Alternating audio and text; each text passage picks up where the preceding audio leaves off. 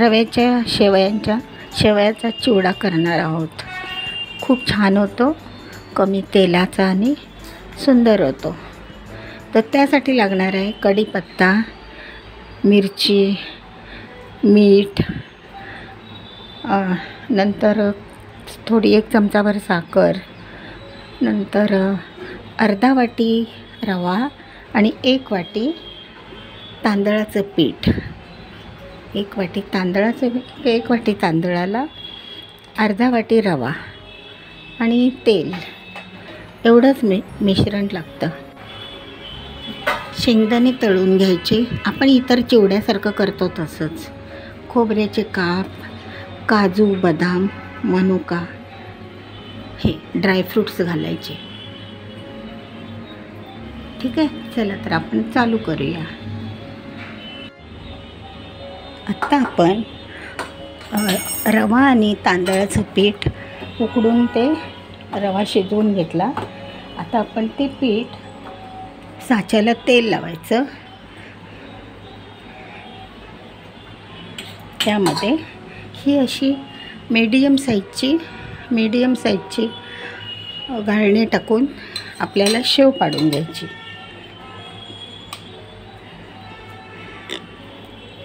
हे बघा सगळ्यांना,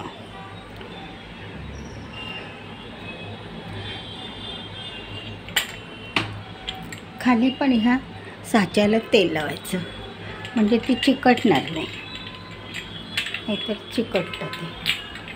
अशा प्रकारे हा माझा जुन्या स्टाईलचा साचा। आता आपण शेव पाडूया।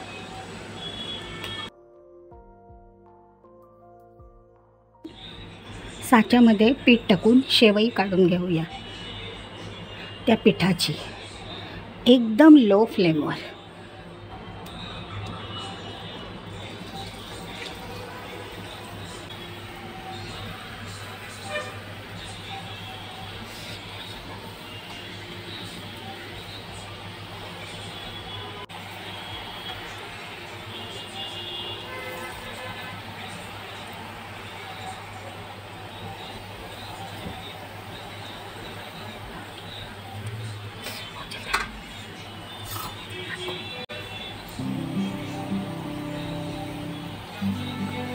काहीच कडक न होता किंवा न लागता काढून घ्यायची, लो फ्लेमवर एकदम।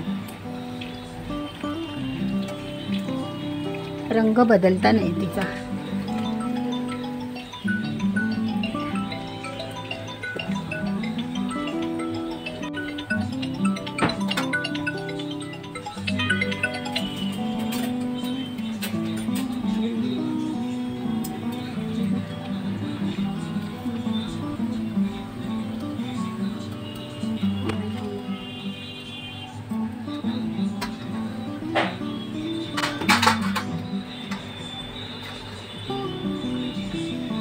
आपली शेव तळते। तेलाचा ताव कमी होतो, जास्त थोडासा वेळ लागला, होईल आता। फक्त रंग बदलून द्यायचा नाही तिचा, तसाच रंग राहायला पाहिजे।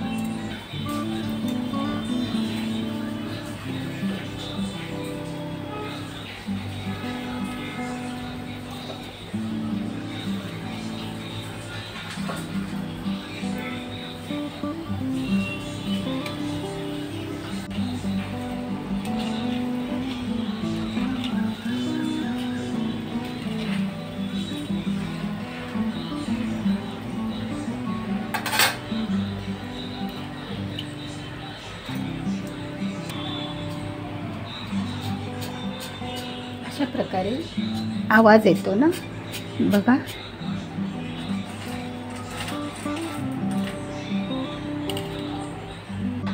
आता पण थोडासा ताव गेलेला आहे तेलाचा, मग दुसरी बॅच टाकते।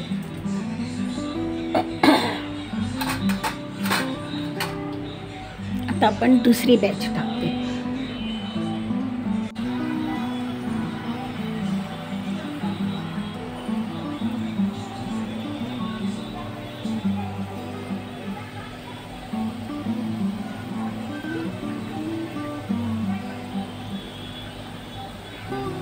गरम असतं हे, तेलाची वाफ लागते, जरा सांभाळून करावं लागतं.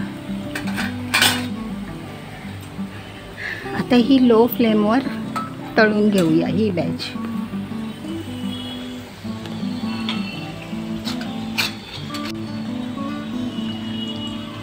ही बॅच तळेपर्यंत आपण दुसरा साचा भरायचा. सगळी शेव तयार करून घेतलेली आहे. बघा किती छान दिसते, सुंदर. कलर पण बदललेला नाही आहे.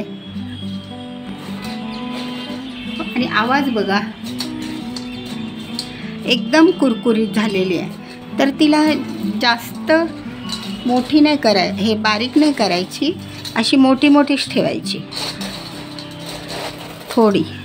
थोडी हलक्या हाताने ती क्रश करायची.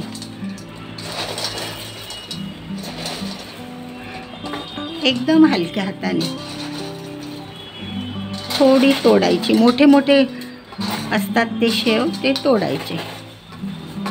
आता ह्याच्यावर आपण बाकीचे जिन्नस आहेत, शेंगदाणे, खोबरं, ते सगळं टाकूया. ठीक आहे, त्याच तापलेल्या तेलामध्ये.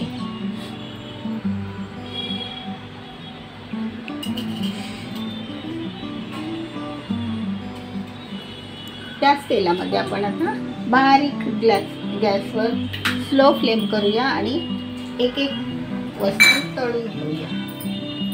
खोबरं तळून घेते मी. थोडंसं टाकायचं खोबरं, चिवड्याला थोडा स्वाद येतो. हलकंसं भाजायचं तेलात, चांगलं वाटतं ते. बघा ब्राऊन होतं ना, छान.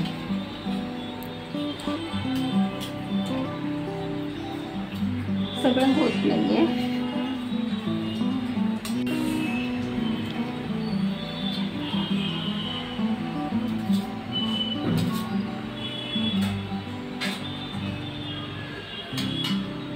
आता आपण शेंगदाणे टाकून घेऊया. शेंगदाणे पण असेच तळून घ्यायचे.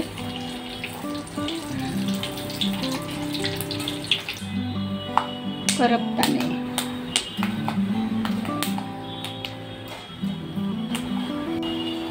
अशी जाळी ह्याच्यावरती झाऱ्यामध्ये तळले ना की मग एकसारखे पण तळतात आणि करपत नाही.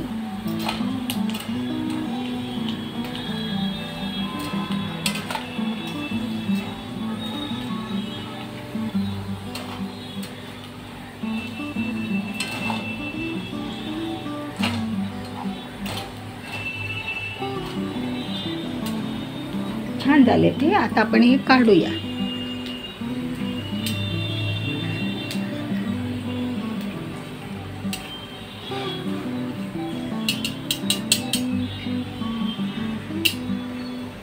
आपण हे शेवेवरच टाकूया ते शेंगदाणे.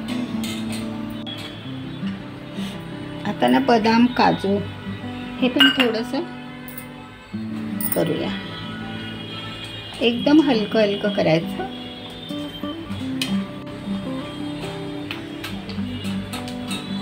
हे बघा असा कलर आला की मग तो आपणच थंड होता थोडासा लाल होतो. आता बदाम टाकूया.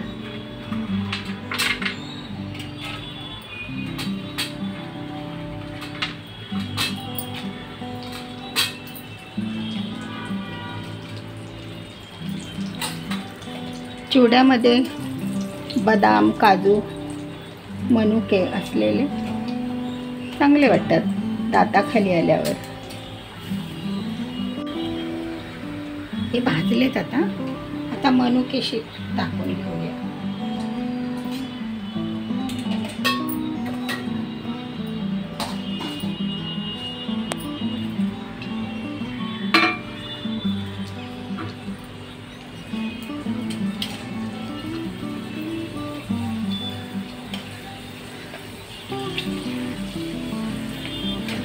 मनुके गोल गोल झाले, ते काढून घेऊया.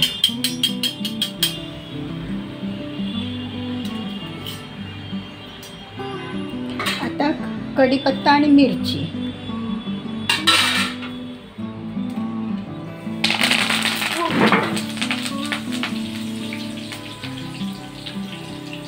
कढीपत्ता असा तडतडला म्हणजे चांगला होतो क्रिस्पी.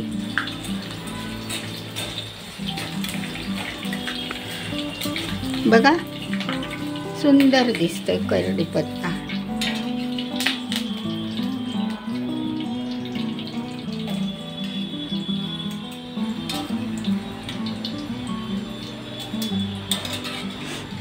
मिरची पण अशीच तळून घेऊया.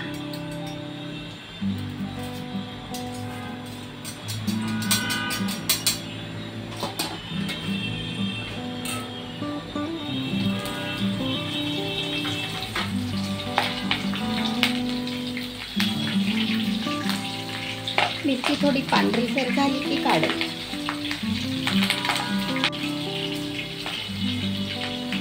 ती पण चिवडा खाताना तोंडात आली ना, दाताखाली खूप छान लागते. मैत्रिणींनो, आता आपलं सगळं तळण झालेलं आहे. ह्याच्यामध्ये शेव तळून झाली आहे, बाकीचे ड्रायफ्रूट्स तळून झालेत. आत्ता आपण त्याच्यामध्ये बाकीचे मीठ तर बाकीचं आहे ना सगळं ते घालूया. साखर,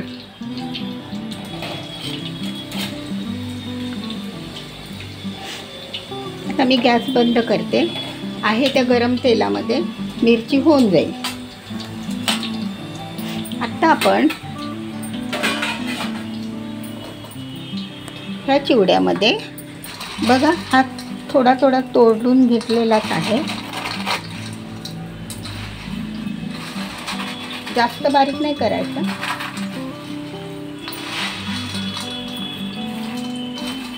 ह्याच्यामध्ये सगळे जिन्नस टाकले. आता ह्याच्यामध्ये आपण मीठ टाकूया. आपण शेवेमध्ये थोडंसं मीठ टाकले.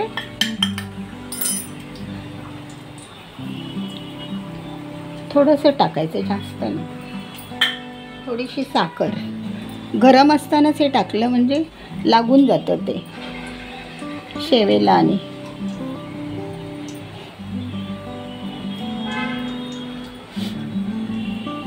नंतर थोडीशी मी आमचूर पावडर टाकते. चाट मसाला टाकला तरी पण चालेल.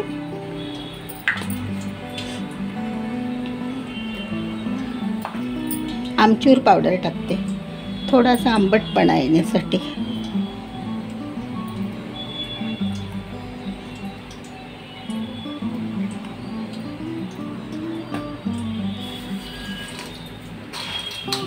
आणि ही मिरची आपण गरम व्हायला ठेवलेली तेलात.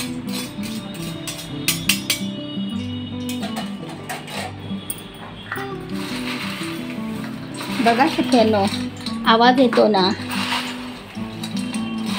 कुरकुरीत एकदम होतो हा चिवडा. खूप छान होतो. सगळ्यांनी घरी करा.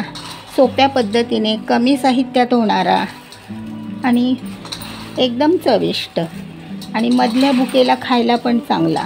थोडासा वाटीत घेतला, खाल्ला, नाही का. बघा किती छान आवाज, किती येतो मस्त, कुरकुरीत एकदम. खूप छान झालं आहे. प्रत्येकाने करा. सख्यांनो, माझं चॅनल नवीन आहे, आशाची शिदोरी. त्याच्यावर लाईक करा, सबस्क्राईब करा. तुमच्या मित्रमैत्रिणींना फॉरवर्ड करा. तर अशा प्रकारे आपला हा रव्याचा चिवडा तयार आहे. थंड झाल्यावर आपण बरणीत किंवा डब्यामध्ये भरून ठेवूया. Bye bye. धन्यवाद.